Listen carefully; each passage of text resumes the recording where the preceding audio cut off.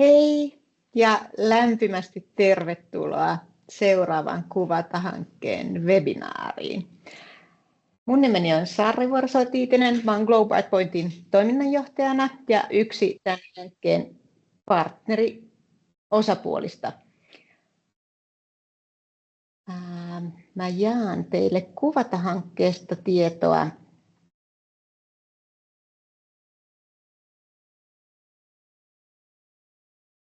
Hetki.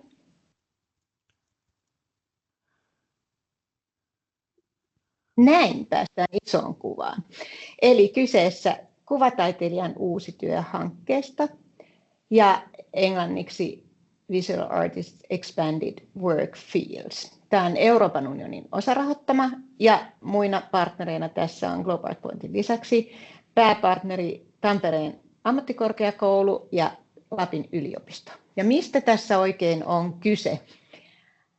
Kuvataiteilijan työ ja ansaintakenttä on muuttunut kovasti viime vuosina ja sitä on sitten pahentanut vielä pandemian aika ja monet semmoiset yhteiskunnalliset ja maantieteelliset ja ansaintaan liittyvät ongelmat, jotka silloin kärjistyi ihan koko yhteiskunnassa, niin on sitten vielä ehkä moninkertaisia kuvataiteilijoiden kohdalla. Ja vaaditaan uudenlaista osaamista, vaaditaan innovaatiokykyä, uudistumista, projektihallintataitoa ja myös digitaalista osaamista. Tekoäly on tullut mukaan kuvaan ja monia muita erilaisia uusia elementtejä. Kuvata-hankkeen tarkoitus on vastata näihin uusiin osaamistarpeisiin. Meillä on webinaarisarjat, jotka on alkanut syksyllä. Tältä vuodelta päättyy tähän, jatkuvat taas tammikuussa ja niissä käsitellään erilaisia aiheita, joiden toivomme tuovan lisätietoa ja vinkkejä tähän tilanteeseen. Puhutaan yrittäjyydestä, kuvataiteesta uusissa tiloissa, kuten virtuaalitiloissa, miten niitä hyödynnetään, sosiaalisen median merkityksestä, markkinoinnista, kestävyys- ja yhdenvertaisuuskysymyksistä, josta oli tämä edellinen webinaari, joka alkoi tänään kello 12. Sitten digitaalisesta osaamisesta, projektituotannossa ja tekoälystä ja miten se voi toimia työkaluna ja miten sitä voidaan eettisesti hyödyntää. Ja tähän osarahoituksen tähän ohjelmaan on myöntänyt Hämeen ELY-keskus ESR Plus-ohjelmasta ja lisäksi meillä on oma rahoitusta kaikilla organisaatioilla tässä hankkeessa. Me kaikki kehitetään tässä yhdessä työpaketteja, jotka koostuu webinaareista ja artikkeleista. Ja näistä muokataan sitten loppujen lopuksi etäopetusmallia, tehdään erilaisia työkalupakkeja ja nämä on saatavilla hankkeen verkkosivuilla hankkeen päätyttyäkin 2006 vuoden lopun jälkeen. Yksittäiset webinaarit ei välttämättä ole ihan samaan aikaan saatavilla, eli tarkistakaa sitten niiden saatavuus hankkeen web-sivuilta. Meillä on puhujina alojensa kokeneita asiantuntijoita. Tässä meillä on 2 puhujaa, jotka esittelen ihan tuota pikaa. Tässä lopussa on myös varattu aikaa kysymyksille. Puhujat voivat itse sitten sanoa, että voiko kesken esityksenkin mahdollisesti esittää kysymyksiä tai kommentteja. Hankkeella on oma verkkosivu, sen esittelen sitten lopussa. Siellä on päivitetty tiedot webinaareista ja ajankohtaisia uutisia. Sitä kautta voi myös ilmoittautua näihin webinaareihin. Me ollaan sosiaalisessa mediassa. LinkedInissä on Kuvata-hankkeen oma tili. Sitten on tämä mainittu verkkosivu ja lisäksi Instagramista löytyy Lapin taiteiden tiedekunta ja Global Artpointilla on myös oma Instagram-tili. Ja nyt minulla on suuri ilo ja kunnia esitellä meidän päivän puhujat. Puhutaan taiteen poliittisuudesta. Ensimmäiseksi meille puhuu Jaana Erkkilä-Hill Lapin yliopistosta, kuvataiteen professori, otsikolla Yhteisöjä koskevan taiteen eettiset haasteet.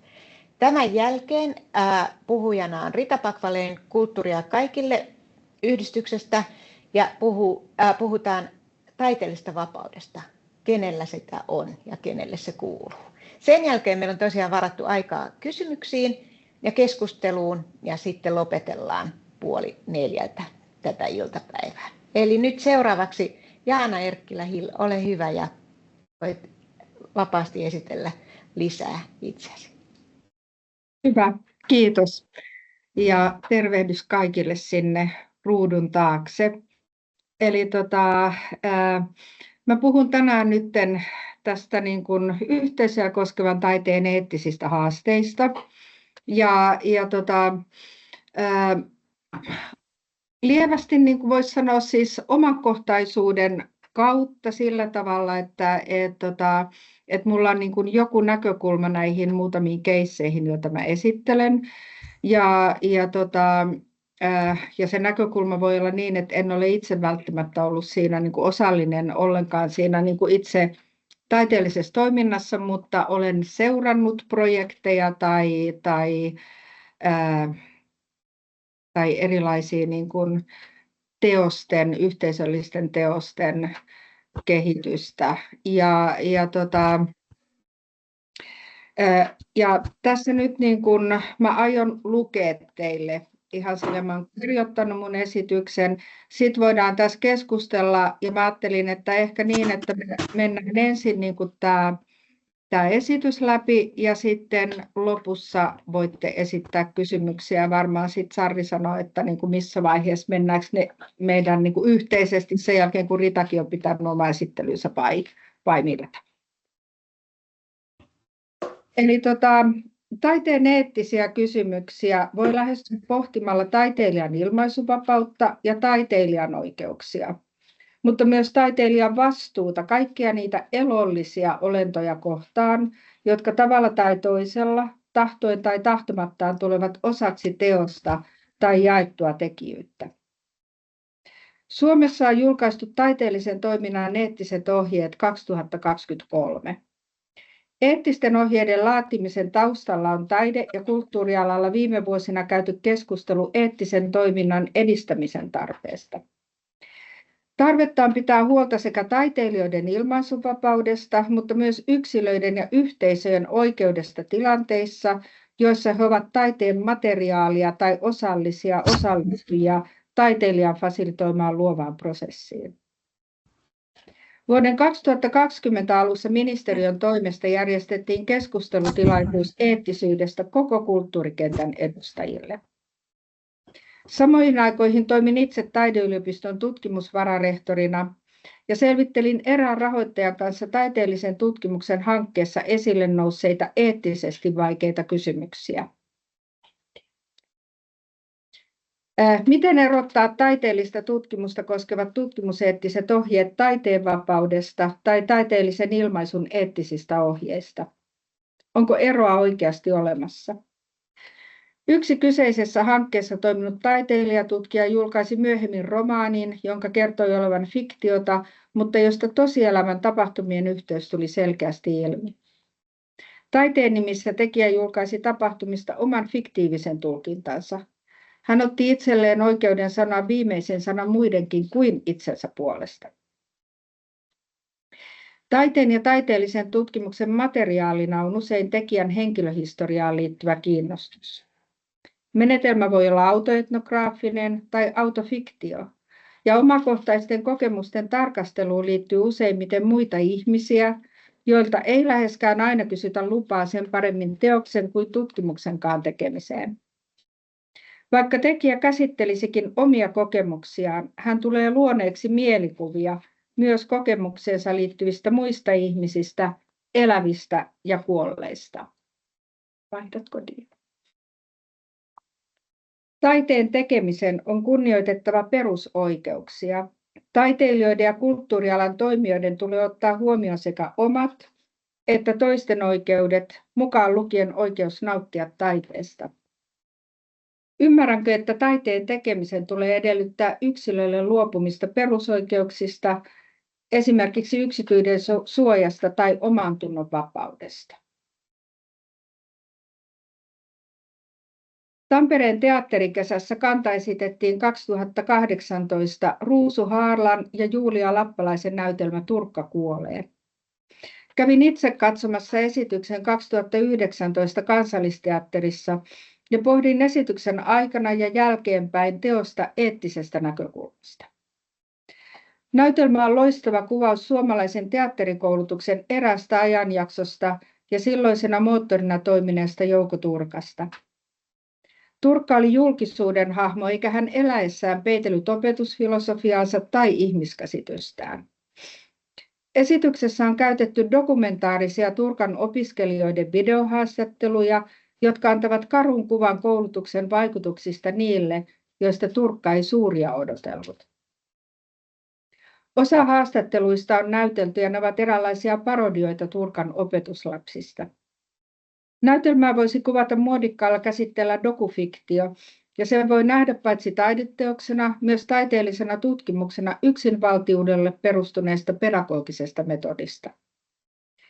Analyysi vain keskittyy pääasiallisesti osoittamaan Turkan epäinhimillisen ja brutaalin käytöksen ja sen murskaavat vaikutukset moneen opiskelijaan, joista kaikki eivät selvästikään ole päässeet yli traumasta vielä vuosikymmenten jälkeenkään.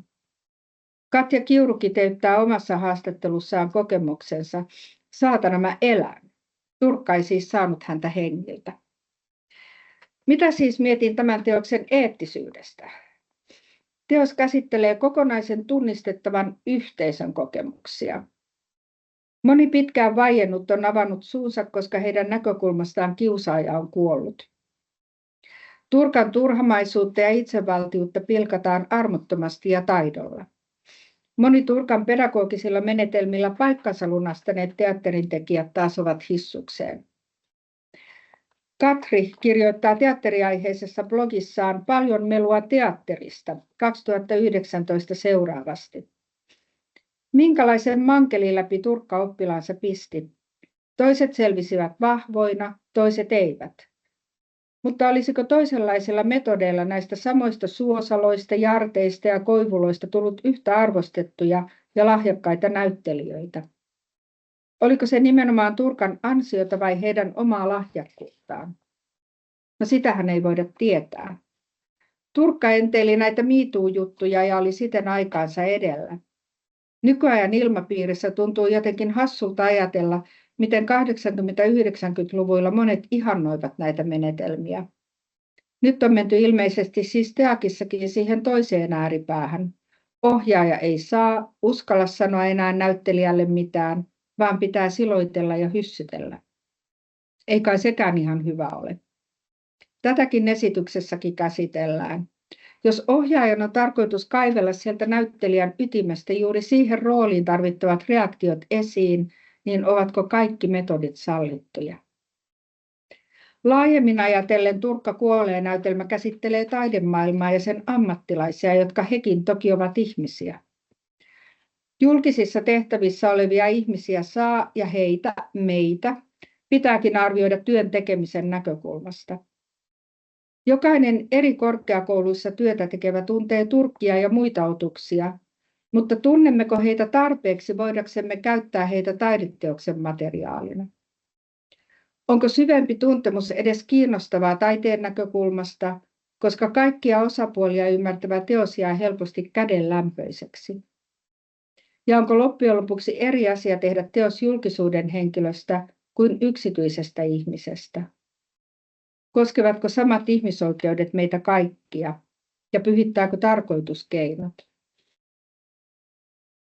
Taiteen vapauteen kuuluu taiteilijan oikeus valita aiheensa, menetelmänsä ja ilmaisemisen tapansa.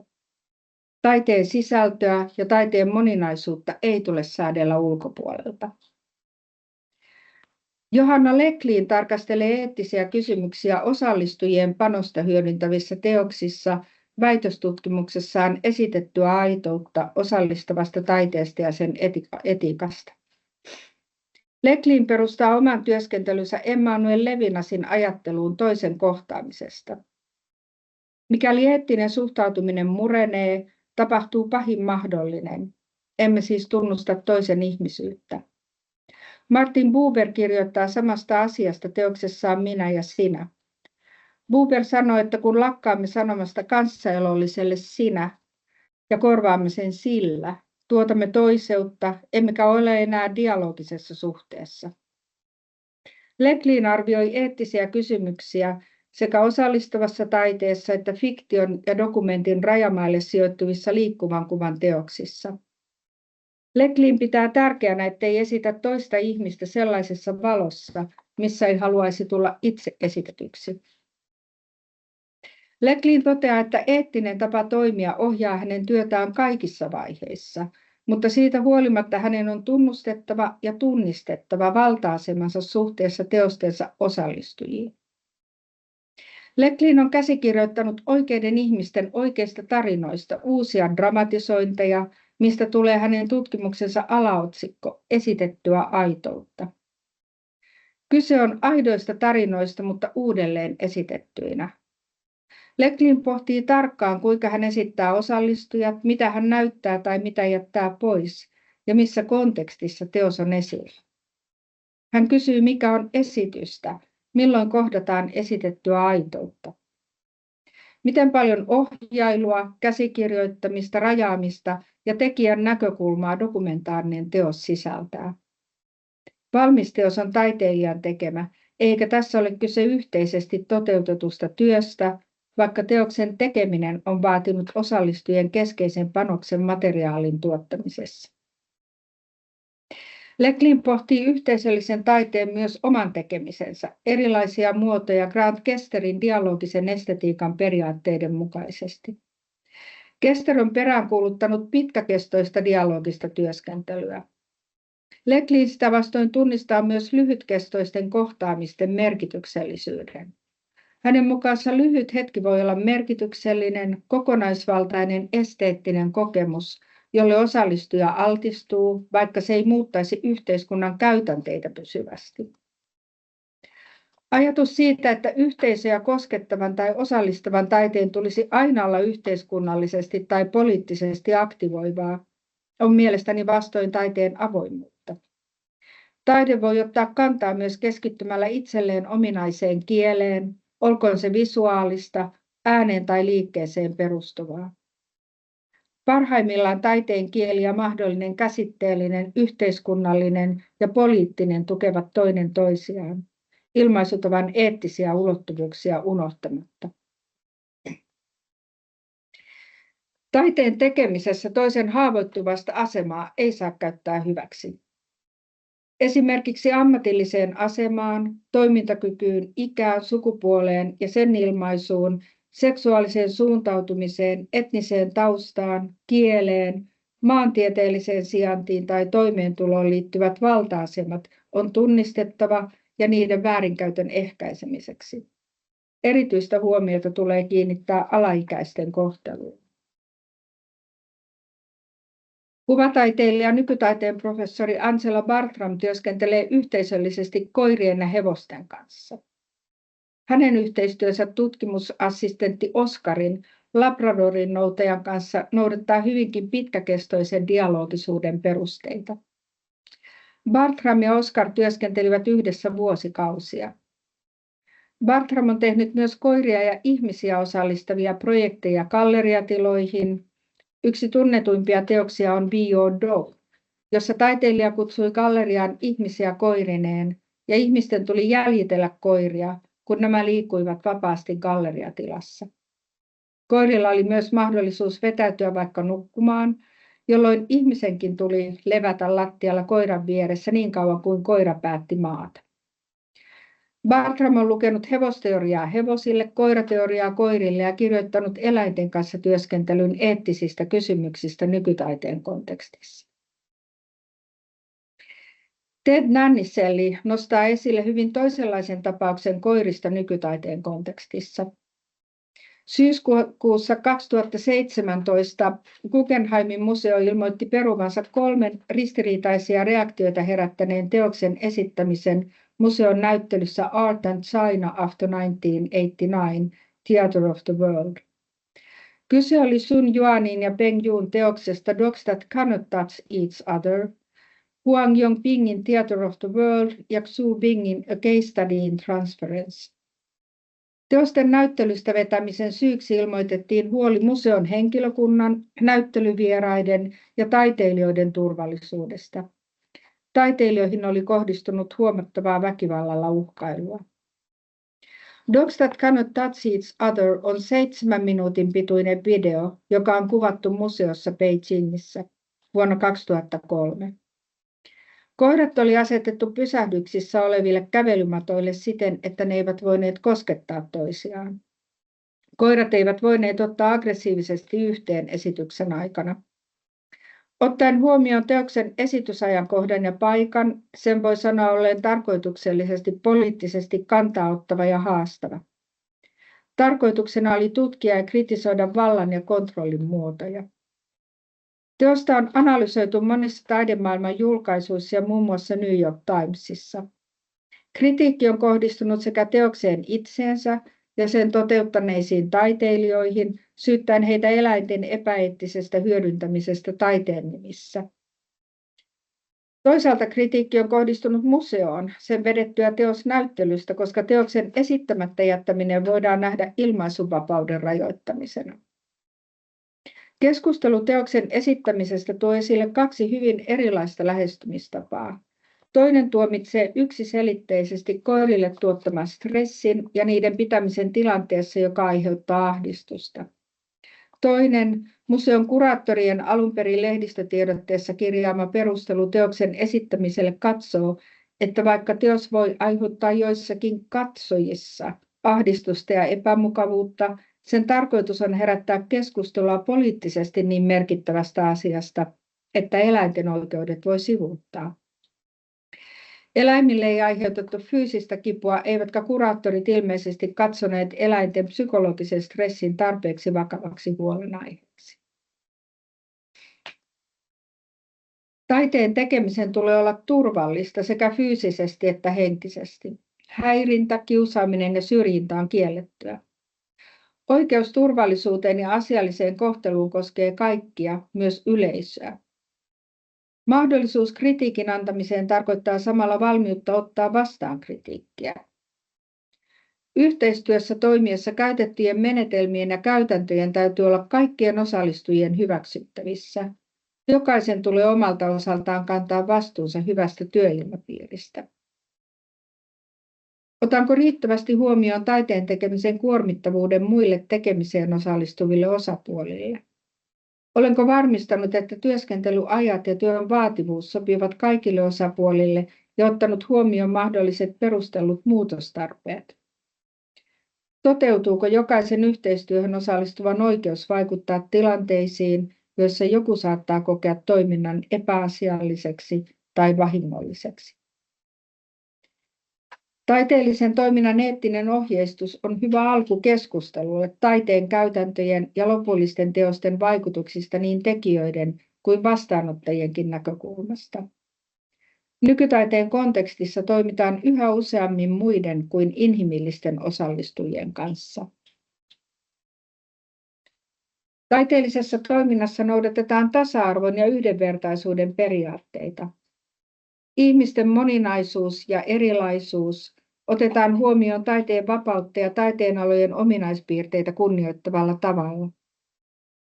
Ohjeissa ei vielä puhuta muista kuin ihmisiä koskevista tasa-arvon ja yhdenvertaisuuden periaatteista. Elollinen luonto on monen taiteilijan yhteistyökumppani. Eläimiä, kasveja, mineraaleja, kokonaisia ympäristöjä ei nähdä enää pelkkänä materiaalina tai kohteina, vaan osallistujina, parhaimmillaan yhdenvertaisina tekijöinä. Tällainen kaiken elollisen yhdenvertaisena näkevä katsomus pakottaa pohtimaan Damien Hirstin tai suomalaisen Pekka Jylhän teoksia, joissa täytetyt eläimet ovat keskeinen osa installaatioita. Hirst säilöö kuolleita eläimiä, lehmiä, vuohia, haikaloja, formaldehyydillä täytettyihin akvaarioihin. Artnetin tekemän tutkimuksen mukaan tutkimusaineiston perustuessa Hirstin virallisen nettisivun antamiin tietoihin taiteilija on käyttänyt teoksissaan 13 lammasta, 7 Holstein Friesin lehmää, 5 vasikkaa, 4 härkää, 3 hevosenvarsaa, 2 sikaa, 1 ruskean karhun, 1 seebran, 27 haita ja 668 kalaa. Kysymys, miten eläimet ovat kuolleet, on toissijainen.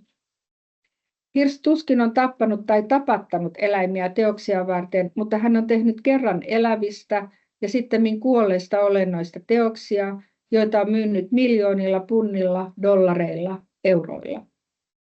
Kuolleet eläimet formaldehyydissä ovat olleet taloudellisesti kannattavaa taidetuotantoa. Jylhä on käyttänyt täytettyjä jäniksiä omissa tilateoksissaan. Moniko meistä pistäisi sukulaisensa kellumaan akvaarion liemeen tai istumaan piirissä gallerian lattialle? Molempien taiteilijoiden teokset ovat esteettisesti harkittuja ja niissä on muutakin sanomaa kuin kuolleiden eläinten hiljaiset ruumiit.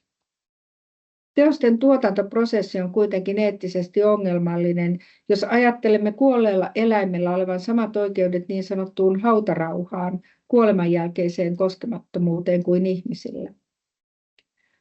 Puhumattakaan siitä, jos eläin on tapettu tullakseen osaksi taideteosta. Eläimeltähän ei voi kysyä lupaa, haluaako hän lahjoittaa ruumiinsa kuoleman jälkeen taiteen palvelukseen. Miten suhtauduttaisiin ihmisen toiveeseen tulla osaksi taideteosta täytettynä kehona kuoleman jälkeen? Haluaisitko sinä päätyä myydyksi teokseksi jonkun keräilijän kokoelmiin? Osallistavaa ja yhteisöä koskevaa taidetta arvostellaan ja arvotetaan usein teoksen, projektin sosiaalisen vaikuttavuuden ja työskentelytapojen eettisyyden mukaan. Harvemmin pohditaan teoksen tai hankkeen taiteellisia arvoja ja teoksen laatua taiteena.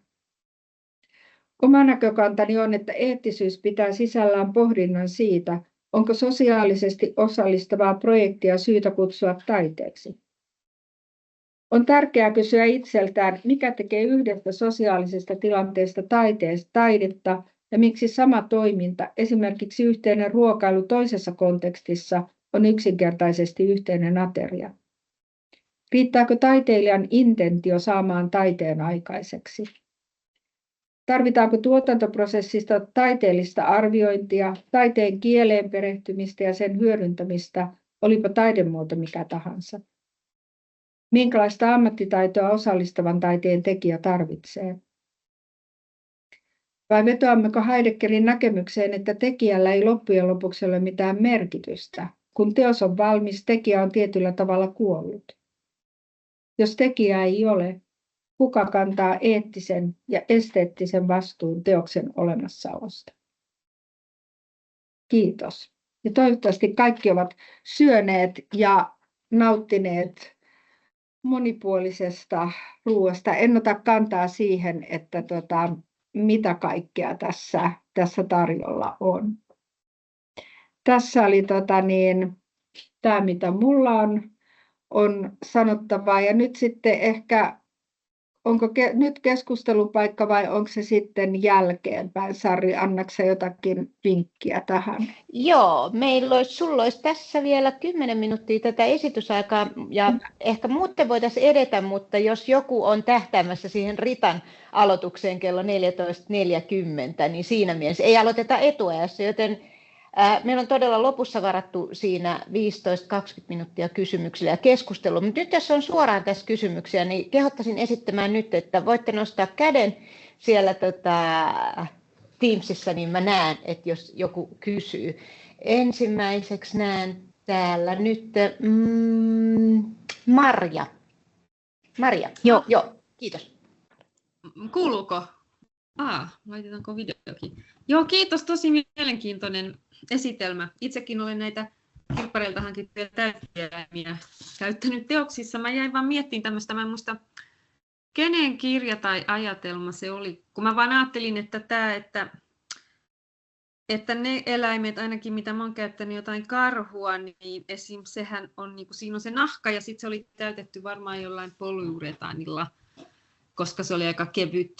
Käytiin yhdessä videoteoksessa ja mä oon mietin silloinkin sitä itse asiassa, että ja joskus vähän myöhemminkin, että onko tämä niin kuin epäkunnioittavaa näitä eläimiä kohtaan. Ja sitten mä jotenkin vaan ajattelin, että tämähän ehkä liittyy siihen ihmisen elämänkatsomukseen, että mun tällainen ja ehkä kyyninen näkemys on, että kuolee, niin sitten ei ole enää mitään. Että sun ruumis maatuu ja susta tulee osa luontoa ja ehkä sillä tavalla osa molekyylejä, ehkä osa jotain toista ihmistä myöhemmin tai eläintä, mutta että siinä mielessä se oli semmoinen, niin kuin, mä en muista mistä mä luin semmoisen, että joku oli leikkinyt tällä ajatuksella, että jos kaikki vaan kuolee ja ei ole mitään, että ne jätettäisiin vaan niin kuin maatumaan ruumiit tonne noin, niin mä vaan mietin, että jos mä ajattelen tällä tavalla, niin mullehan silloin tavallaan, niin kuin, että että tavallaan niin korkealta kuin se kuulostaa, niin mähän voin siis ajatella, että no, että kun mä oon kuollut ja mä enää ole, jos joku haluaa mun nahan jonnekin roikottaa, niin mitäpä se mua niin kuin liikuttaa. Että jos mä ajattelen näin, niin silloinhan se pätee mulla myös niin kuin muihin elollisiin. Että mä vaan ajattelen tätä, että ehkä siinä myös on kyse siitä, että millainen maailmankatsomus ihmisellä on. Joo. Uskon, että toi on erittäin totta. Ja mä oon itse niin kuin miettinyt tätä niin kuin kuolleiden, sanotaan, että mua niin kuin mulle tämä kysymys tässä niin kuin, kuolleet eläimet, niin kuin täytetyt eläimet, se on toisaalta meillä on luonnontieteelliset museot on niitä täynnä. Se niin kuin tuli ehkä eka kerran silleen tämmöinen muumioituneet kuolleet esillä vitriineissä. Mä olin 80-luvun ihan alussa Perussa ja siellä oli museossa sit niin kuin alkuperäiskansan edustajia, jotka olivat niin kuin muumioituneina niissä niin kuin lasivitriineissä silleen. Heidät oli otettu haudoista, kun he olivat semmoisessa niin kuin kyykkyasennossa haudattu. Ja mä muistan silloin, kun mä kattelin niitä siinä lajitovereita sen niin kuin lasivitriinin takana, ja mä mietin sitä, että niin kuin ketä sinne, niin kuin, että mä en ollut koskaan nähnyt Leninia lukuun ottamatta ketään tällaista niin kuin valkoista merkkihenkilöä niin kuin muumioituneena jossain. Ja sitten mä mietin sitä, että siellä oli niin kuin etnograafisessa museossa oli sit niin kuin Perun alkuperäiskansan edustajia niin kuin meidän katsottavana. Ja sitten toisen kerran tämä on tullut silloin, kun mulla on siis 3 poikaa, kun ne oli pieniä, niin me vietettiin tosi paljon iltapäiviä luonnontieteellisessä museossa niin kuin piirtäen. Ja sitten mä tein siellä myös yhden sellaisen niin kuin lastenprojektin ja sitten musta oli niin kuin sellainen pressikuva täytetyn ketun kanssa. Ja se oli mun mielestä aika niin kuin hieno kuva. Ja sitten mun poika, niin kuin yksi niistä pojista sanoi, että miksi susta on toi kuva, että miksi sä haluat olla ton kuolleen ketun kanssa, että onko se sun mielestä siistiä. Ja silloin mä niin kuin rupesin miettimään sitä, että niin kuin aina niin kuin jossakin puheessa minäkin olen hyvin niin kuin tällainen, mitä mä sanoisin, tarkastelen yhdenvertaisesti kaikkia elollisia olentoja, mutta sitten menee kuitenkin, niin kuin tulee näitä rajoja, että en mä tiedä, että pistäisinkö mä niin kuin mun sukulaisia, niin kuin täyttäisinkö ne ja seinälle kotona tai hyllyn päälle. Ja miksi mä tekisin, mulla on koiran tuhkat on pussissa, yhden koiran tuhkat on puutarhaan laitettu ja kun toinen kuoli semmoiseen aikaan, että ei niitä viittinyt sinne ulos viedä, niin sitten se on jäänyt se pussi pianon päälle, että siinähän niin kuin ne ovat. Eli tämä on niin kuin tietyllä tavalla se semmoinen, että se on ihan niin kuin Marja sanoit, että se on niin kuin maailmankatsomuksellinen kysymys, mutta ehkä tässä kontekstissa mä ajattelen tätä yhdenvertaisuuden niin kuin kysymystä, että kenen kuollutta ruumista me ollaan valmis käyttämään osana taideteosta ja kenen ei. Ja nyt niin kuin en puhu yksilöstä, vaan niin kuin minkä lajin. Ollaanko me kaikki niin kuin ikään kuin elollisina samalla viivalla vai ei. Tuolla nyt Huhmarniemen Marjalla on käsi kanssa pystyssä. Joo, kiitoksia tästä esityksestä ja kysymyksestä ja kysymyksen vastauksesta. Tämä oli tosi kiinnostava. Mun kysymys liittyy näihin Buberin minä-sinä-suhteisiin ja mä ajattelen, että ne on niin kuin vaikuttanut tosi paljon sosiaalipedagogiikassa ja sieltä on saatu siitä toisen kohtaamisen ajattelusta niin kuin sitten työvälineitä tämmöiseen pedagogiseen työskentelyyn tai sosiaalialan työskentelyyn. Miten Jaana ajattelet niin kuin nykytaiteen toimintakenttää? Onko semmoisesta niin kuin sosiaalipedagogista teoriasta tai ajattelusta sitten, onko se niin kuin nykytaiteilijan ammatilliseen osaamiseen liittyvää myös? Kyllä se mun mielestä hyvin vahvastikin on, että niin kuin se on kuitenkin siis sillä tavalla, että jos mä ajattelen niin kuin, ihan niin kuin koulutuksen kannalta, niin mun mielestä olisi, että vaikka siis silleen mä hyvin voimakkaasti, niin kuin, mitä mä sanoisin, paukutaan joka paikassa tätä niin kuin taiteilijan kokemuksellista tietoa ja niin kuin siitä tekemisestä lähtevää niin kuin taitoa ja tietoa niin kuin opetuksen keskiössä.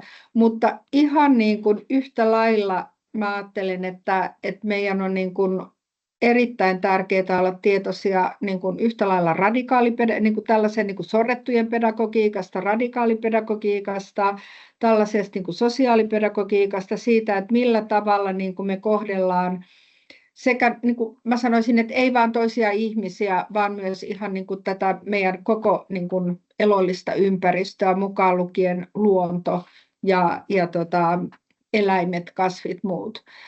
Ja se ei niin kuin ole, mä sanoisin, että se ei ole meillä sisäsyntyistä, että se on niin kuin hyvin harva lapsi tai aikuinen elää tänä päivänä ympäristössä, että jossa ikään kuin että koko hänen sosiaalinen ympäristönsä tukisi tällaista niin kuin kehitystä. Että kyllä se mun mielestä aika vahvasti liittyy myös niin kuin nykytaiteen sanoisin niin kuin ammattietiikkaan, että millä tavalla me ollaan maailmassa, mikä on meidän niin kuin maailmasuhde. Joo, kiitoksia tästä. Hyvä. Oliko lisää kysymyksiä? Meillä olisi vielä muutama minuutti aikaa Mä sille. voisin vaan sanoa sellaisen tässä Fanni Niemi-Junkola. Hei. Ollaankin tavattu jo aikaisemmin. Kiitos esityksestä. Mutta vähän halusin lisätä jonkin lauseen tähän. Ei liity tuohon edelliseen kommenttiin, mutta ehkä siihen, että miten me eletään tässä maailmassa. Mutta mulla oli kiinnostava keskustelu mun kollegan Juha Suompään kanssa, joka myös on tässä projektissa ja joka on luontovalokuva, siis muun muassa monta asiaa, mutta siis luontovalokuva ja pitkä niin kuin ura sieltä ja puhuttiin näistä teoksista. Hän on tehnyt just tämän Ilves kuiskaa ja elokuvan, joka varmaan täältäkin moni on nähnyt ja sitten itse just viimeistelin tämän Territorio-kokonaisuuden, jossa luonnossa kävellen koirani kanssa teen niin kuin se on mun luontosuhdetta ja kommenttia niin kuin ympäristöön. Siinä on myös kuvastoa puiden kaatamisesta ja puhuimme sitten sen kokemuksen niin kuin, tavallaan ehkä taiteilijanakin niin kuin vastuusta, tai kun tuot tämän tyyppistä kuvastoa, missä on vaikkapa niin kuin niitä eläimiä, puhuttiin sen tavallaan autenttisuuden tärkeydestä, että mulla on yksinkertaisesti itselläni ollut siis domestikoituneet eläimet, kun en ole eränkävijä enkä edes luontokuvaaja, hevoset ja koirat, mutta joiden kanssa työskentelen, niin kuin kommunikoin läheisesti. Olen sivuammatiltani hevoshieroja ja kraniosakraaliterapeutti. Ja sitten keskustelimme siitä. Suompäällä sitten on se niin kuin riistakameroiden avulla ja muutenkin niin kuin luonnossa kulkien havainnoi näitä villieläimiä. Niin jotenkin tämän niin kuin halusin saattaa vielä tähän keskusteluun, että tavallaan että ehkä siinä on niin kuin just taiteilijalla niin kulkee siinä sitten kuitenkin, niin mä koen semmoinen vastuu, että miten sä tavallaan käytät sitten niitä, sitä koiraa ja sitä hevosta taikka sitä ilvestä, miten lähestyt ja haluaako se olla siinä sun teoksessa. Itse asiassa jopa kuvastossa niin hieman kritisoinkin tätä sidettä, joka on vaikkapa nyt koira ja ihmisen välillä, tämmöinen domestikoitunut. Niin siinä on arvostus, mutta siinä on myös niin kuin pieni kritiikki siitä niin kuin hihnassa kuljettamisesta. No tässä taitaa loppua, mutta jos tästä sai kiinni yhtään ajatusta, niin kuin taiteilijan ajatusta. Mä ihan vaan lyhyesti sanon tuonne, että kun mä oon seurannut aika läheisesti tuon Angela Bartramin työskentelyä. Ja niin kuin mä tunnen hänet. Okei, joo. Joo, Ja mä oon tavannut hänet. Okei, kiva. Joo. Joo, niin Ansin kanssa ollaan puhuttu paljon siitä, että milloin niin kun, että vaikka ihminen on tietyllä tavalla valtapositiossa, mutta sitten niin kun meillä on kuitenkin mahdollisuus niin kun kommunikoida niin, että sanotaan, että mahdollisimman hyvin molempien lajien niin kun semmoinen ominainen olemisen tapa voisi toteutua, luontainen käyttäytyminen. Asettaa itsemme myöskin niin kuin alttiiksi sille vuorovaikutukselle. Kyllä, joo.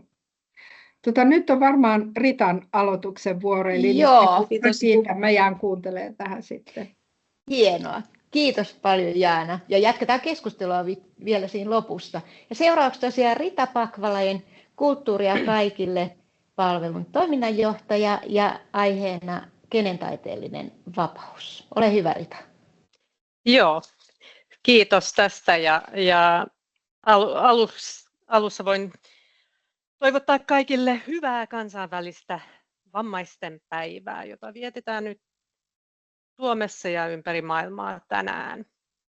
Eli mun nimi on Riitta Pakvalainen ja mä toimin Kulttuuria kaikille -palvelun toiminnanjohtajana ja tänään mä ajattelin ihan puhua paperista ilman PowerPointia, toivottavasti se menee hyvin. Eli Kulttuuria kaikille -palvelu, joka on yhdenvertaisen kulttuurin puolesta ry:n alaisuudessa, niin sen yhdistyksellä on 27 taidealan kattojärjestöjä ja ollaan OKM-rahoittama organisaatio ja meidän tehtävänä on tukea taide- ja kulttuuritoimijoita yhdenvertaisuuden, saavutettavuuden ja moninaisuuden kysymyksissä ja edistää niiden kysymysten toteutumista taide- ja kulttuurikentällä. Valtakunnalliset. Mä laitoin tuohon chattiin sen linkki meidän verkkosivulle. Eli me toimitaan aika paljon niin kuin suhteessa taidelaitoksiin ja organisaatioihin ja ehkä nyt kun tänään puhun, niin puhun sekä niin kuin mitä organisaatiot ja taidetoimijat ja yksittäiset taiteilijat liikun näiden eri kenttien välillä.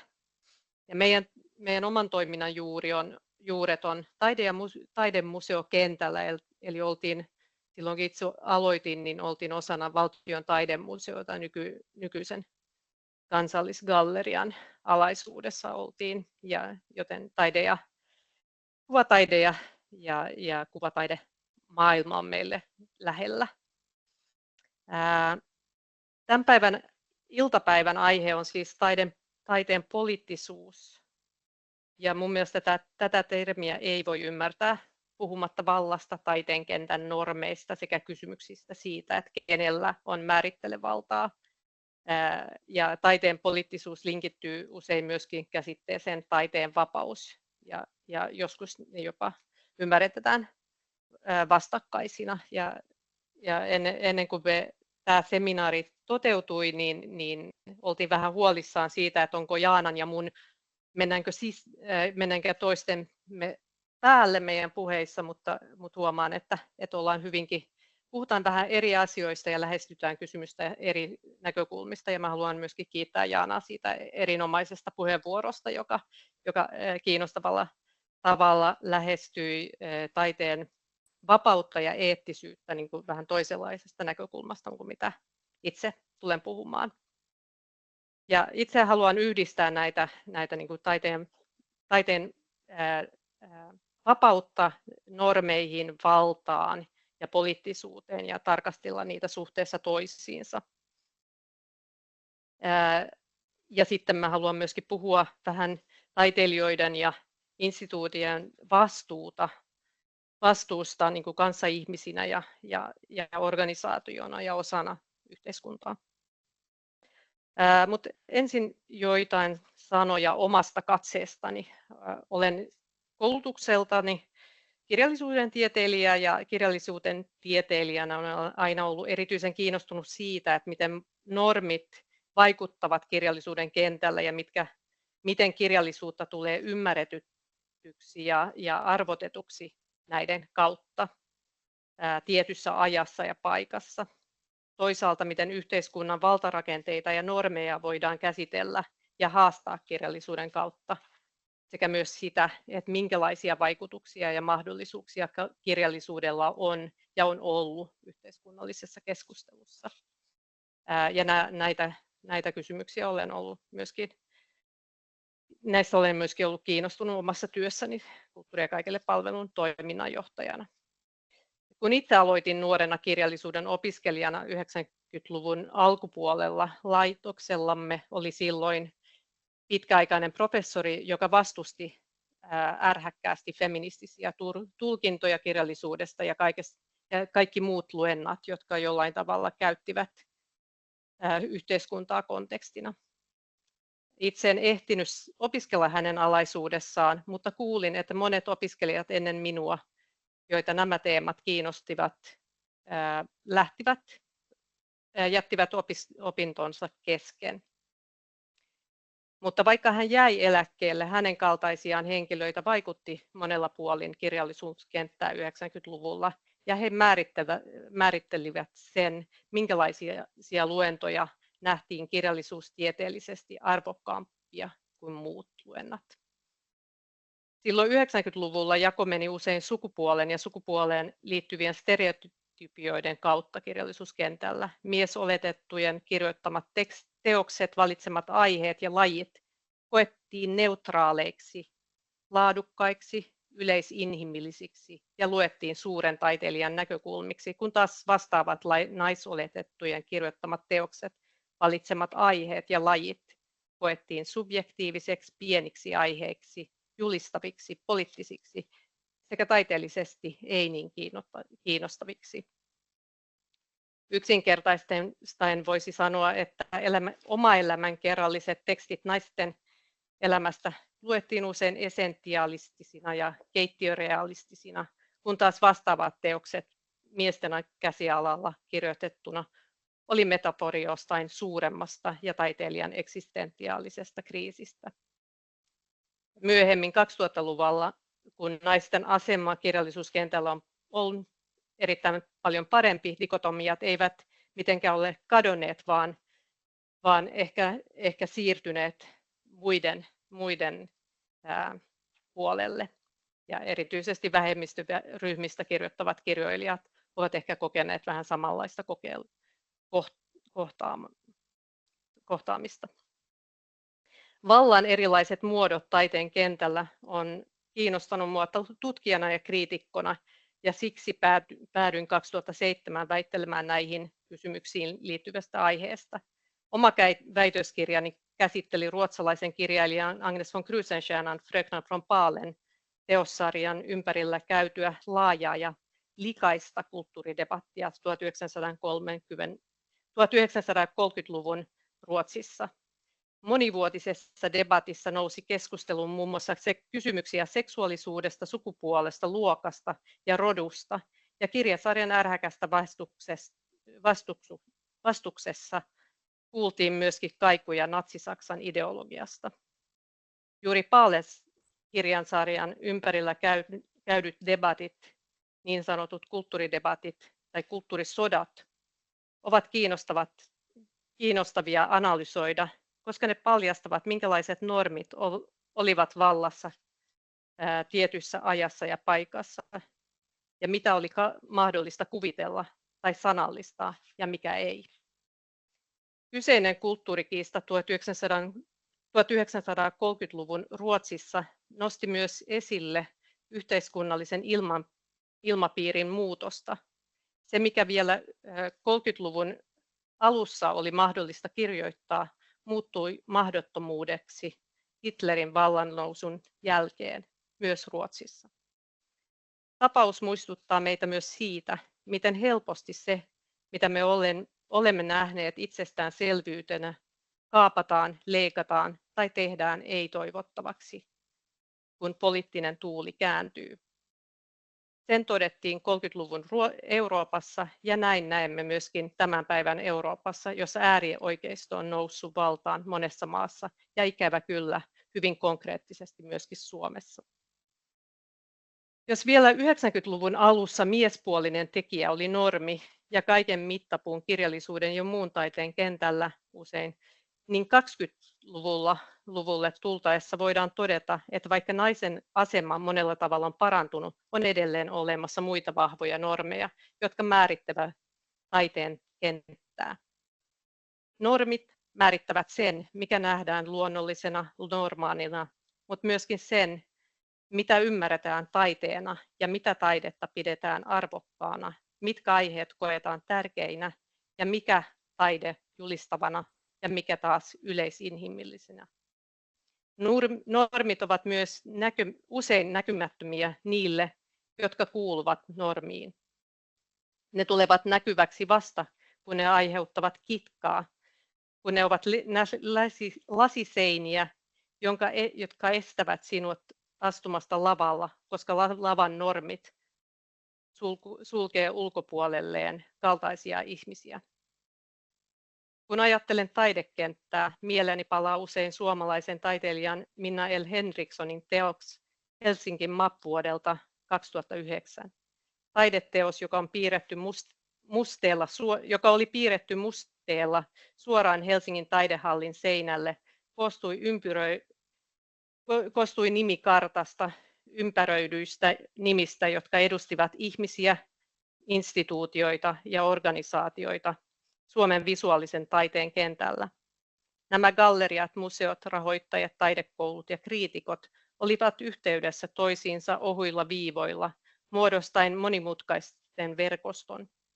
Joidenkin henkilöiden ja instituutioiden ympyröistä kulki viivoja kaikkiin suuntiin. He olivat keskipisteitä ja kriitikkoina, museonjohtajina, galleristeina, kuraattoreina, rahoittajina ja opettajina portinvartijoita. Helsinki MAP ei vaan näyttänyt, ketkä Minna L. Henrikssonin mukaan 2009 oli taidekentän keskeisiä portinvartijoita, vaan myöskin sen, kuinka taidekenttä voi olla läpäisemätön suhteiden verkosto, jossa portinvartijat määrittelevät, ketkä voivat päästä sisään ja minkä tyyppinen taide jää sen ulkopuolelle. Helsinki MAP havainnollistaa hyvin sen, kuinka kenttä voi näyttäytyä sellaisesta näkökulmasta, joka ei sovi taiteen ja kulttuurin normiin. Esimerkiksi taiteilijat, jotka eivät ole saaneet länsimaalaista taidekoulutusta tai jotka eivät ole saaneet taidekoulutusta lainkaan, koska taidekoulut eivät ole olleet saavutettavia, tai tanssijat tai näyttelijät, joiden kehot eivät sovi binäärisiin tai ableistisiin normeihin, kirjoittajat, jotka eivät kirjoita kansallisilla kielillä Suomessa. Helsinki MAP on valtasuhteiden ja normatiivisten rakenteiden symboli. Taiteellinen vapaus on termi, jota viljellään usein, mutta kenen vapaudesta puhutaan ja kenen kustannuksella? Vaikka ollaan varmasti kaikki sitä mieltä, että valtiovalta ja rahoittajat eivät tulisi sekaantua taiteen sisältöihin, ja sehän on myöskin määritelty tässä näissä eettisissä ohjeistuksista.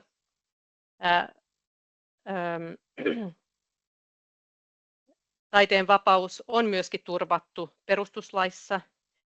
Tieteen ja taiteen ja ylimmän opetuksen vapaus on turvattu, sanotaan siellä. Mutta samalla on myöskin muistettava, ettei taide tai taiteen kenttä ole vapaa yhteiskunnallisista normeista ja rakenteista. On mietittävä myöskin, minkälaisiin vallitseviin ja normitettuihin taidekäsityksiin tämä niin sanottu vapaus kytkeytyy ja kenen taide jää sen ulkopuolelle. Kysymys on vallasta ja etuoikeuksista. Ja vapaus liittyy myöskin, kuten Jaana niin kauniisti sanoi, vastuuseen. Mutta niin kauan kun taidekentällä on kynnyksiä, jotka tekevät taiteen tekemisen mahdollisuudet haasteellisemmiksi ihmisille, joilla on tietynlainen keho tai kielellinen, kulttuurinen tai kansallinen tausta, ja niin kauan kun tietyt aiheet ja tietyn ihmisryhmän elämänpiiriin kuuluvat kysymykset koetaan poliittisiksi, kun toisen ihmisryhmän kysymyksen luetaan neutraaleiksi, emme voi puhua taiteen vapaudesta ihan suoraan. Kysymys on siis normeista, jotka määrittelevät sen, mikä on mahdollista tietyssä ajassa ja paikassa. Eletään aikaa, jossa resurssit taiteen kentällä on hyvin niukat ja ajassa, jossa käydään sotaa hyvin lähellä ja jossa voidaan aitiopaikalta todistaa kansanmurhaa sekä ajassa, jolloin äärioikeisto on päässyt vallan kahvoihin. Taiteen ja kulttuurin ammattilaisina meillä on kaikilla vastuu ja mahdollisuus myöskin kanssaihmisinä ja etuoikeuksiemme kautta toimia yhdenvertaisen maailman ja taidekentän puolesta. Vaikka emme kaikki ole johtotehtävissä taide- ja kulttuurialan ammattilaisina, olemme usein paikoissa, jossa meillä on valtaa määritellä, mikä on taidetta ja mikä ei ole, ketkä voivat astua sisään. Olemme osa verkostoa, joka sisällyttää ja sulkee pois. Voidaan tehdä tietoisia valintoja siitä, että emme tue ihmisoikeuksia polkevia tahoja tai kansanmurhaa harrastavia valtioita. Voidaan käyttää annettua tilaa julkisuudessa sekä somessa näiden kysymysten esiin tuomisille. Nyt jos joskus meidän on oltava äänessä, ei pelkästään taidekentän ja yhteiskunnan leikkauksia vastaan, vaan myös ihmisoikeuksien puolesta. Hyvä esimerkki tästä on ollut taiteilijoiden harjoittava kiasma työnseisaus vuosina 2022-2023, joka oli osa kansainvälistä BDS-boikottia, jonka kautta vastustettiin Israelin palestiinalaisalueiden miehittämistä ja siirtolaiskuntien rakentamista. Ja haluan vielä kiittää Kiasma Strike-porukkaa silloisesta erittäin tärkeästä avauksesta, joka myöskin yhteiskunnallisesti huomioitiin ja joiden kautta voidaan myöskin miettiä muita kysymyksiä. Tämä avaus oli tärkeä taidemuseokentän toiminnan eettisyyden näkökulmasta, mutta yhtä lailla kysymys koskee koko suomalaista taide- ja kulttuurikenttää ja vielä tärkeämpi tänä päivänä. Lokakuun 2023 jälkeen kysymykset tai tilanne on kärjistynyt yhä enemmän ja jo tammikuussa 2024, reilut 2 kuukautta sodan alkamisen jälkeen, kansainvälinen tuomioistuin totesi, että Israelin harjoittama sota Gazassa on todennäköinen kansanmurha, jolloin kaikilla sopimusvaltioilla on velvollisuus puuttua niin, että kansanmurha estetään, saadaan loppumaan. Kiasman kohdalla kysymyksessä oli rahoitus ja mistä rahoitus tulee. Ulkopuolinen rahoitus ei koskaan ole yksisuuntainen, vastikkeeton tai täysin vilpitön. Yritys, joka tukee taidetta, tekee sen harkitun taloudellisen hyötyarvioinnin jälkeen. Tukemalla taidetta tai esimerkiksi yhdenvertaisuuteen tai solidaarisuuteen liittyviä päämääriä, yritys brändää itsensä ja brändäyksen kautta saa positiivista näkyvyyttä, myyntietuja ja voi tarvittaessa kääntää pois katsetta organisaatiossa olevista ei niin eettisistä toiminnoista. Sponsoreita valittaessa on siis mietittävä toisaaltaan sitä, miten sponsoriyhteistyön kautta tarjoaa vastaanottavalle taholle ja millä hinnalle, ja toisaalta minkälaisia arvoja saattaa tulla tukeneeksi yhteistyön kautta ja minkälaisia vaikutuksia sillä on omalle organisaatiolle, sen työntekijöille, toiminnalle, taiteelle ja kentälle laajusti. Mutta eettinen vastuullisuus taloudellisessa mielessä on enemmän kuin pelkkä rahan tausta. Kysymys on myös siitä, miten rahaa käytetään, kenen kanssa tehdään yhteistyötä, ketä kutsutaan mukaan ja miten taidehankintoja tehdään liittyy laajemmin päätöksentekoon ja siihen, miten päätöksentekoprosessit heijastavat niitä arvoja, joihin organisaatio on sitoutunut. Ketkä ovat päättämässä ja miten esimerkiksi yhteiskunnan moninaisuus näkyy päätöksenteossa. Entä henkilökunta, miten rekrytoidaan ja miten varmistetaan sen, että rekrytoinneissa noudatetaan eettisiä periaatteita? Miten yhdenvertaisuussuunnitelma käytetään arjessa? Entä sitten yksittäinen taidealan toimija, esimerkiksi taiteilija? Miten voidaan yksilöinä toimia eettisesti? Kysymys on vastuullisuudesta. Suurimmalla osalla taidealalla toimivilla instituutioilla on verkkosivuillaan ja toimintasuunnitelmissaan oman toimintansa ohjaavia eettisiä periaatteita ja yhteiskunnallisia ja yhteisvastuullisia arvoja. Nämä arvot liittyvät usein yhdenvertaisuuteen, osallisuuteen ja saavutettavuuteen sekä moninaisuuden huomioimiseen. Yhteiskunnan varoilla toimivat tahot sitoutuvat tekemisissään niin OKM:n kulttuuripoliittiseen strategiaan kuin YK:n kestävän kehityksen globaalin toimintaohjelman Agenda 2030 ja niissä esitettyihin arvoihin. Usein myös apurahaa hakevat taiteilijat ja taidealan ammattilaiset pyydetään esittämään, miten he edistävät näitä kysymyksiä omassa toiminnassaan. Suomalaisen taide- ja kulttuurikentän arvopohja rakentuu siis vahvasti yhdenvertaisuuteen, moninaisuuteen ja saavutettavuuteen liittyvään retoriikkaan, mutta siirtyminen sanoista tekoihin niin selkeä, eikä eettinen periaatteiden edistämiseen omassa toiminnassa aina löydy seikkaperäistä toimenpideohjelmaa tai budjettia mahdollisten toimenpiteiden toteuttamiseen. Siksi haluaisin kääntää katsetta vastuullisuuteen. Miten voidaan taidealan ammattilaisina olla eettisesti vastuullisia? Työ yhdenvertaisen taidekentän puolesta on jatkuva prosessi. Se ei ole olemista, vaan se on tietoista tekemistä. Se on prosessi, jossa opetellaan pois, ajatellaan uudelleen, arvioidaan ja määritellään uudelleen asemia ja kysymyksiä, joita olemme tottuneet pitämään itsestäänselvyyksinä. Se on kriittinen asema, joka vaatii, että samaistumme ajatuksen tulemisesta. Emme ole koskaan siellä, vaan olemme aina oppimisprosessissa, aina kysymässä itseltämme, mitä en näe, mitä minun täytyy oppia, miten etuoikeuteni tai ne normit, joihin olen kirjoitettu, estävät minut näkemästä, miten normit ovat rajoittaneet käsitystäni taiteesta. Käytän verbiä nähdä metaforina. Kun puhun näkemisestä, en tarkoita sitä, mitä voi havaita näköaistilla, vaan sitä, että tullaan tietoiseksi omista rajoituksistamme.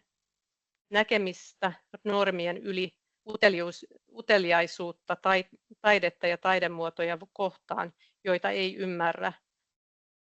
Se on halua oppia lisää. Se on itsensä haastamista. Palataan takaisin eettiseen toimijuuteen, jota voisi kutsua myöskin normikriittisesti seksi. Se, että puolustetaan ihmisoikeuksia ja vähemmistön oikeuksia ja ollaan solidaarisia taidekentällä, vaatii usein rohkeutta. Rohkeutta puhua ääneen, olla se, mitä teoreettikko Sara Ahmed kutsuu nimellä feminist killjoy, se feministinen ilonpilaaja, joka muistuttaa epäoikeudenmukaisuuksista, etuoikeuksista ja rakenteellisista rasismista, joka tekee eksklusiiviset normit ja epämiellyttävät totuudet näkyviksi. Normikriittinen toimijuus tarkoittaa sitoutumista muutokseen. Se ei ole usein suosittu asema, mutta se on vastuullamme. Meillä on kaikki velvollisuus käyttää valtamme muiden voimaannuttamiseen, muutoksen mahdollistamiseen, antamalla tilaa, jotta vähemmän etuoikeutetut voivat astua esiin omilla ehdoillaan, eivätkä meidän määritelmällä polullamme. Kyse on me ja muut käsitteen kriittisestä tarkastelusta siitä, että ollaan tietoisia siitä, kuinka ongelmallista on käyttää me-muotoja ja ymmärretään monimuotoisuus, jonka jokainen meistä kantaa.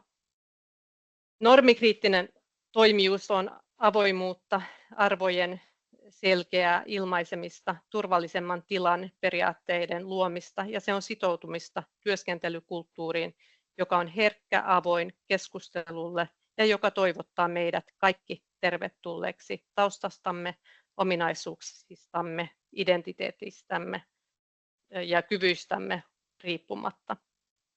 Se on oppimista ja unohtamista. Se on sitä, että saavutettavuusratkaisut tehdään taiteellisiksi strategioiksi, jotka avaavat uusia ymmärryksiä ja tiedon tuotantoa. Kehotan meitä kaikkia haastamaan itseämme ja kysymään, mitkä ovat rajoitukseni, miten normit määrittävät työskentelytapani, mitä minun täytyy oppia ja unohtaa, ketä kutsutaan mukaan ja miten voin itse vaikuttaa solidaarisesti sen puolesta, että taiteen vapaus koskisi kaikkia. Kiitos. Anteeksi, että oli tällainen saarna. Kiitos. Laitetaan kamerakin päälle. Kiitos paljon, Rita. Me tarvitaan varmaan tämmöisiä saarnoja aina, että pysytään valppaina. Onko suoraan nyt heti Ritalle joku kysymys ja sitten mä avaan kysymykset ihan molemmille. Meillä on nyt hyvin aikaa keskustella tuohon 2:55 saakka, mutta onko joku heti tästä esityksestä nyt suoraan joku kysymys jollain? Ja nostakaa niitä Teams-käsiä pystyyn mielellään, niin sitten mä näen. Joo, Rosa, kiitos. Ole hyvä. Kiitos. Nyt taitaa lähteä kiertämään pieni hetki. Yes. No niin. Nyökkäätkö, Rita, kuuluuko? Hyvä. No niin. Rupesin pohtimaan, siis kiitos mahtavasta puheenvuorosta. Aloin pohtia niin kuin me ja muut jaottelua niin kuin nykypäivän keskustelukulttuurin näkökulmasta.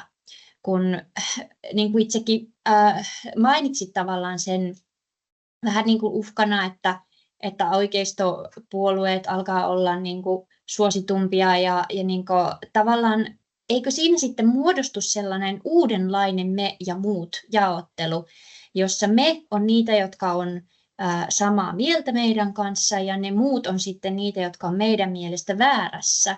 Ja niin kuin tämä on ehkä tavallaan semmoinen ajatus, jota niin kuin jollain lailla haluaisin pikkusen haastaa tai ravistella ja pohtia sitä, että miten me taiteen keinoin voitaisiin niin kuin vähentää tätä keskustelukulttuurin polarisaatiota ja niin kuin niitä ääripäitä tuoda jollain lailla vähän lähemmäksi toisiaan, jollain lailla avata sitä keskustelua, että alettaisiin vähän kuunnella toinen toisiamme, koska kaikkihan on omasta mielestään oikeassa.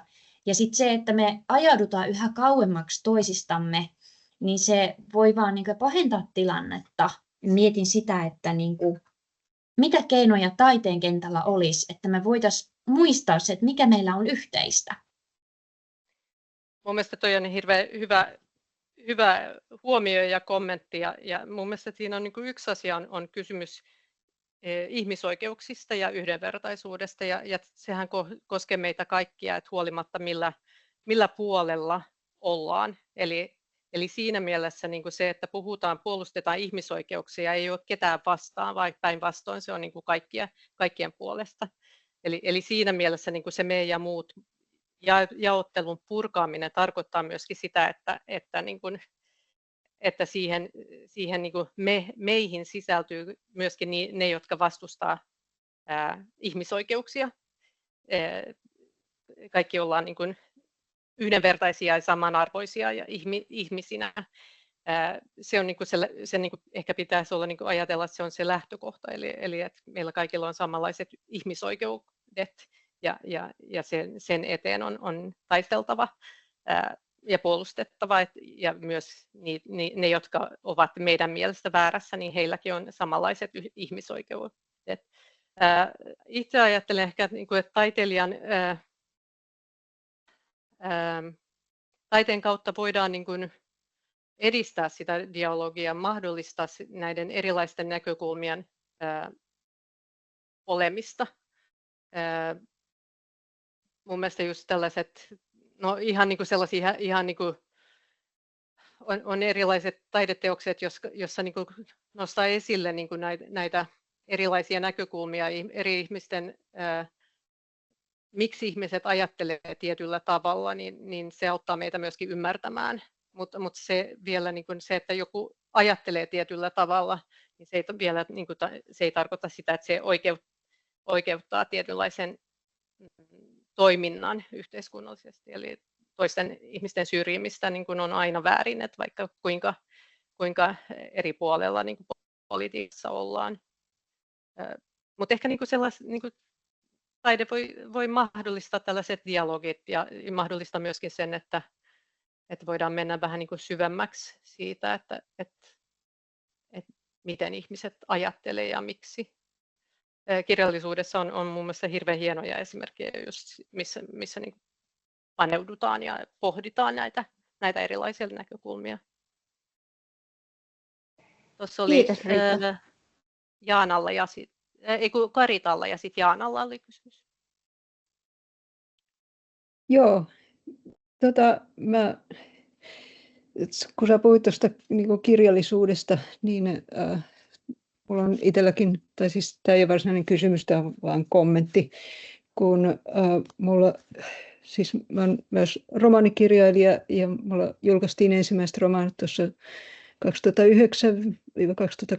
silloin tuli Otavalta multa romaaneja ja mä kirjoitin siis mun ensimmäiset 2 romaania oli historiallisia romaaneja, joissa mä omasta mielestäni käsittelin valtaa, mutta ne markkinoitiin romanttisina historiallisina romaaneina. Mutta mun omassa mielessä, kun mä niitä kirjoitin, niin se romanssi ei ollut koskaan mitenkään ensiarvoinen siinä, mikä oli aika jännittävää, että se markkinointi oli niin vahvasti just sitä romantiikkaa.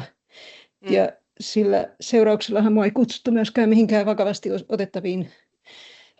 otettaville kirjallisuuspäiville tai muualle puhumaan mistään mun romaaneista, koska mut leimattiin romanttiseksi kirjailijaksi. Sitten mä koitin ottaa siitä irtiottoa sillä, että mä kirjoitinkin sitten 2 tämmöistä, tai oikeastaan 3 murhadekkaria. Että näin. Joo. Että kyllä sitä oli vielä, tätä sukupuolijakoa oli vielä hyvin vahvasti 2010-luvulla suomalaisessa kirjallisuuskentässä. Niin, ja sitten tietysti kirjallisuuden markkinointi ja ylipäänsä markkinointi on hirveän kiinni erilaisissa normeissa. Eli, on. Sen mä huomasin. Se, että mitä ajatellaan, että myydään ja halutaan lokeroida asioita. Kyllä, se lähti ihan kirjojen kansisuunnittelusta, koska mä oon siis graafinen suunnittelija ammatiltani ja viestintäsuunnittelija, niin musta oli jotenkin ironista, että ne kaikki mun Otavan kirjat koitettiin saada siihen vaaleanpunaiseen tai kukertavan violettiin muottiin, missä oli paljon sitä romantiikka-mielikuvaa tietysti. Kiitos. Jaana, sulla oli jo kommentti. Hetkinen, nyt mä sain mikin auki. Joo, kiitos. Kiitos. Musta oli tosi ihana kuunnella saarnaa. Se on hyvä, kun ihminen puhuu intohimoisesti sellaisesta, mihin uskoo. Mä haluaisin vähän jatkaa tästä Roosan aloittamasta minä tai me ja te tai me ja ne. Ehkä mikä liittyy myös tähän Buberiin minä ja sinä ja minä ja ne ja he ja ketkä on me. Mä luulen, että on ollut, tai sanotaan, että en puhu muiden, mitä luulen, mitä muuta ajattelen, mutta mulle on ollut henkilökohtaisesti tosi sellainen vaikea ymmärtää. Mä oon aina uskonut koulutuksen merkitykseen ja niin kuin koulutuksen ja sivistykseen. Ja nythän tämä koko niin kuin eurooppalainen ja voisi sanoa myös niin kuin länsimainen poliittinen niin kuin, kenttä on jakautunut sillä tavalla, että meillä on niin kuin korkeasti koulutettuja ihmisiä, jotka niin kuin vakaasti edistävät tällaista niin kuin eriarvoistumisen kasvamista ja niin kuin rintamalinjojen syvenemistä ja nimenomaan niin kuin jakoa siihen, että kenellä on oikeuksia ja kenellä ei ole oikeuksia. Ja tässä mä niin kuin jotenkin mulla on hiukan niin kuin horjunut tai ei hiukan, aika pahasti horjunut niin kuin myös usko yliopistojen niin kuin mahdollisuuksiin vaikuttaa tällaiseen niin kuin arvomaailmojen syntymiseen. Mutta mä uskon voimakkaasti, että taiteen keinoin meillä on taiteen kautta mahdollista jollakin tavalla niin kuin löytää semmoisia niin kuin ihmisyyden yhteisiä alueita. Ja sitten niin kuin tässä ehkä kirjallisuus on sillä tavalla, niin kuin, kirjallisuus, teatteri on niin kuin taiteita, joiden kautta niin kuin voi ikään kuin mennä niin kuin sellaisten nahkoihin, joissa ei itse ole. Et sieltä kautta voi niin kuin ymmärtää jotenkin, että miten maailma näyttäytyy sille jollekin, jonka minä näen niinä, se siellä, eikä niin kuin yksi meistä. Ja sitten toisaalta niin kuin myös niin kuin kuvataiteen, nykytaiteen kautta niin kuin nostaa pinnalle sellaisia niin kuin ilmiöitä ja asioita, joita ehkä niin kuin tutkimuksessa olisi tosi vaikea käsitellä tai niitä on yhteiskunnallisessa keskustelussa, tällaisessa asiantuntijakeskustelussa niin kuin vaikea lähestyä avoimesti, mutta silloin, jos ne nousee niin kuin taiteen kautta pintaan, niin niitä on mahdollista tarkastella myös sellaisesta näkökulmasta, jota ei ehkä niin kuin itse semmoisella rationaalisella tasolla haluaisi lähestyä. Et siinä mielessä mä ajattelen, että niin kuin taiteen mahdollisuudet tässä näiden niin kuin siltojen rakentamisessa on itse asiassa niin kuin paremmat kuin meidän niin kuin tutkittuun tietoon perustuvat argumentit, jotka aina voidaan niin kuin toisella tutkimuksella ja toisella kysymyksen asettelulla niin kuin heivata sivuun. Mä olen ihan samaa mieltä ja mä olen miettinyt sitä usein,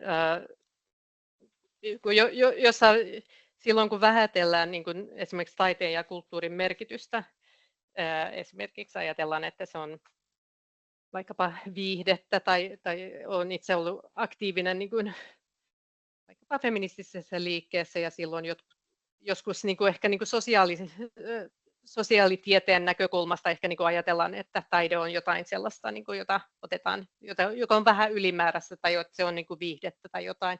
Ja mä itse ajattelen just nimenomaan sen, että taiteen kautta pystytään vaikuttamaan vähän niin kuin näiden järjellisen rakenteeseen tai niin kuin meidän järjen niin kuin vähän niin kuin syvällisemmin, että me voidaan niin kuin, me tiedämme kaikki myöskin, että on tietynlaiset asenteet, että vaikka me ollaan niin kuin opittu, että näin pitäisi ajatella, niin on sellaisia ajatuksia, vaikkapa niin kuin, voi hyvinkin niin kuin, tietää, miten pitäisi olla ihmisenä, jotta olisi eettisesti oikea. Ja sitten silti niin kuin voi olla joitain ajatuksia, jotka on vastoin tätä, tai asenteita, jotka tulee, koska ne tulee niin kuin, ne tulee meille yhteiskunnassa, ne ei ole tietoisia välttämättä. Ja mä uskon, että siihen, että myöskin taiteen kautta pystytään vaikuttamaan just sellaisiin asioihin, jotka me ei välttämättä edes tiedosteta, että me kannetaan sellaisia. Ja sitten taiteen äärellä voidaan pysähtyä myöskin niin kuin miettimään. Ja sitten se on myöskin ehkä se, että se on taiteen kokemisen kautta, se antaa meille sen tilan reflektoida yksin niin kuin sen taiteen ääressä. Ja se mahdollistaa sen, että me pysähdytään ja mietitään yksin sen taiteen ääressä. Niin mä uskon kyllä, että taiteella on niin kuin mahdollisuuksia vaikuttaa ihan niin kuin taiteellisin keinoin, ei pelkästään nyt sitä, että taiden kautta voidaan niin kuin käydä sitä keskustelua, vaan että taide itsessään pystyy myöskin mahdollistamaan sen reflektoinnin ja näin. Kiitos siitä. Kiitos. Maria, kysymyksiä? Joo, tuossa puheenvuorossa jäi mieleen tuo kysymys noista työseisauksista taidealan organisaatiossa, ja oikeastaan voisin kysyä tätä Jaanalta ja Ritalta, teiltä molemmiltakin, että nyt kun taide- ja kulttuurikenttä on niin kuin tässä Sakset seis-kampanjassa ja te tunnette tätä kenttää pitkältä aikaväliltä, niin toistammeko me taide- ja kulttuurikentällä itseämme tai onko joku muuttunut nyt tässä, miten taiteilijat ja kulttuurikentän toimijat vastustaa hallituspolitiikkaa?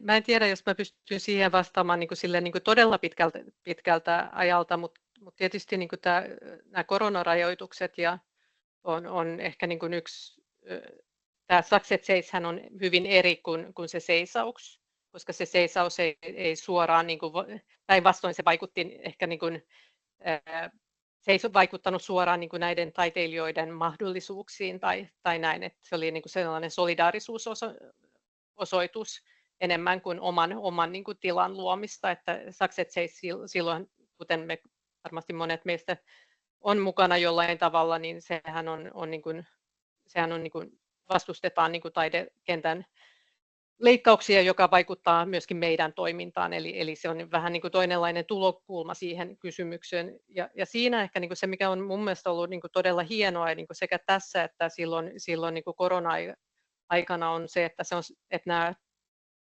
ulkopuoliset niin kuin haasteet on tuonut meitä yhteen ja että me voidaan yhdessä niin kuin ajaa jotain asiaa. Mutta se mitä mä myöskin, niin kuin, nyt kun Jaana nostit esille just sen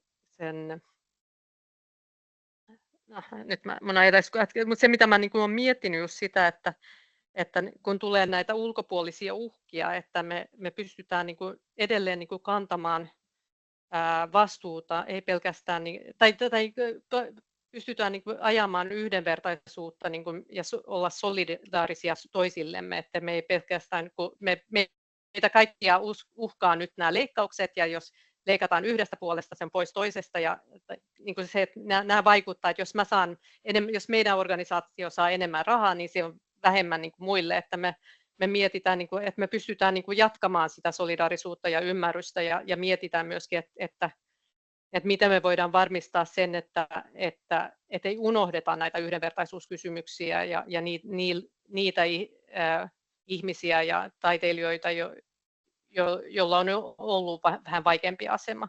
Esimerkiksi freelancer-taiteilijoiden asemaa ja sit heidän sisällä olevia niin kuin, erilaisten vähemmistöryhmissä tulevia, joilla on ehkä ollut vähän vaikeampi tie päästä siihen kentälle, että me muistetaan samassa niin kuin näitä muita. Joo, mä voisin tähän niin kuin lisätä ehkä sen, että jos mä ajattelen niin kuin nämä taiteen niin kuin rahoituksen eettisyyteen liittyvä niin kuin se Kiasman taiteilijoiden adressi siinä, joka kohdistui niin kuin Kiasman hallituksen jäseneen ja hänen niin kuin rahakytköksiin, ja joka oli osa sellaista niin kuin laajempaa. Lontoossa oli aika isot prosessit, sitä oli ympäriinsä. Niin kuin, ja silloin oli niin kuin, mun mielestä siinä se oli musta sellainen niin kuin, voisi sanoa niin kuin hieno eettinen ulostulo. Voi olla monta mieltä, että miten isoja vaikutuksia sillä sit käytännössä pitkällä tähtäimellä on, mutta että siinähän niin kuin itse asiassa taiteilijat olivat valmiita niin kuin pistämään oman toimeentulonsa niin kuin teostensa myyntimahdollisuuden niin kuin vaakalaudalle sillä, että sanottiin, että me emme halua sellaista ja sellaista rahaa. Tietenkin siitä voi niin kuin miettiä sitä, että missä on niin sanottu puhdas, viaton raha enää meidän yhteiskunnassa, että joka olisi niin kuin eettisesti kaikilta kannilta kestävää. Mutta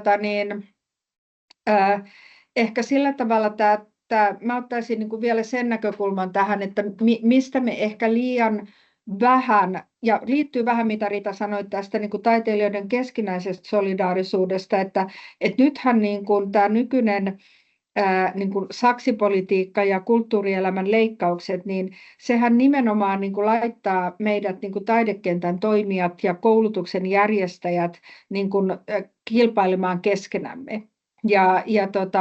Ja ikään kuin silleen, että fiksuin ja suurin selviää. Tämä on niin kuin tietynlaista tämmöistä, voi melkein sanoa evoluutiokamppailua tässä, että kuka jää henkiin.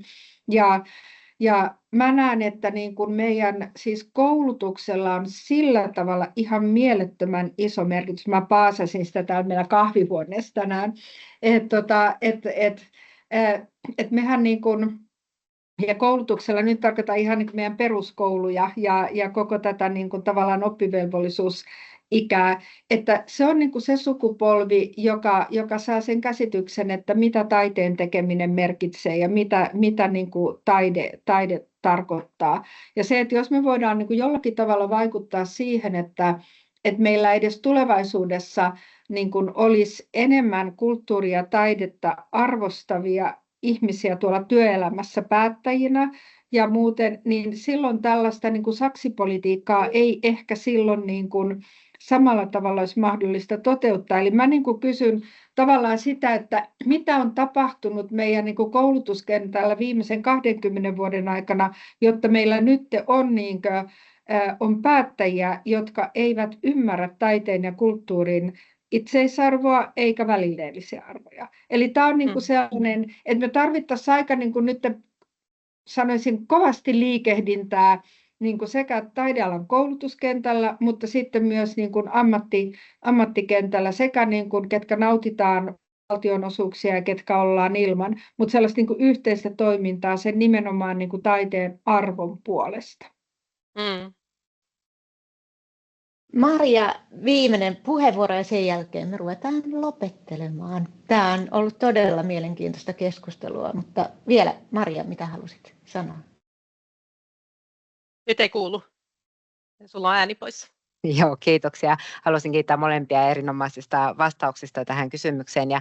Ja kun Jaana nosti tuossa esiin vielä tämän, että nykyisessä päätöksentekojärjestelmässä ei tunnisteta ei välinearvoa eikä itseisarvoa, niin tähän halusin, mitä olen itse pohtinut muutaman päivän aikana, kun tuli esiin keskustelussa, että on perusteltu taiteen hyvinvointivaikutuksia sillä, että kyse on niin halvasta työkalusta.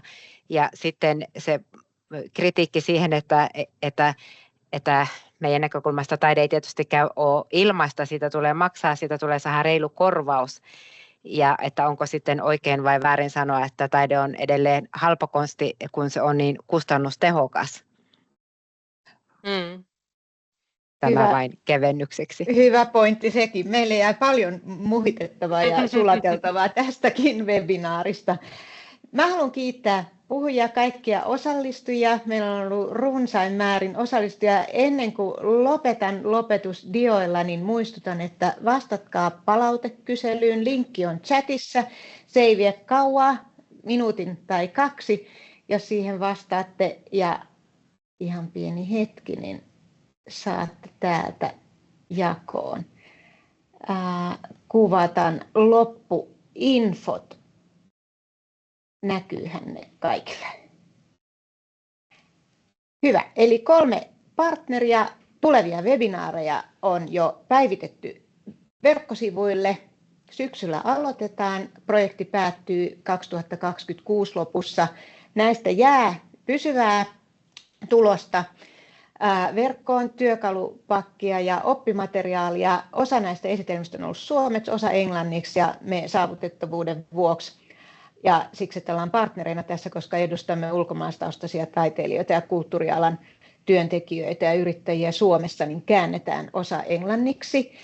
Ihan kohta avaan tuon verkkosivun tässä vaan muistutuksena, että seuraavat webinaarit jatkuu sitten tammikuussa. Ensimmäiset teemat on paijauksesta provokaatioon ja sitten puhutaan kestävyydestä, vihreää taidetta. Ja tammikuussa ollaankin sitten aktiivisia, jatketaan myös tammikuun loppupuolella useammalla webinaarilla.